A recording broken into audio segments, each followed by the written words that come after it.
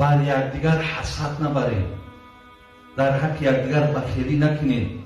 میگه به خدا دادگان ستیزه نکن، اونها را خدا داده. تو اگر 1000 بخل و بخیلی هم بکنی، او ریسکی را که خدا در او آدم کشیدگی از او میوه میخورد، تو ابله غم بیهوده میخوری. در این بین بچه ها همین بخیلی ها است. این مگزین میکنه، برقصد یک مگزین میکنه. بینید او کس سوداش 50 سو میمونه، این 40 سوش میکنه.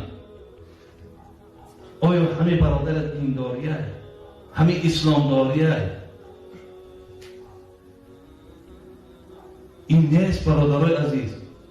از زمره آدمانی مقصد خیلی دلازار نباش. پیامبر به تو گفته است اگر ضرر به کسی نرسد تو داخل جنت میشه.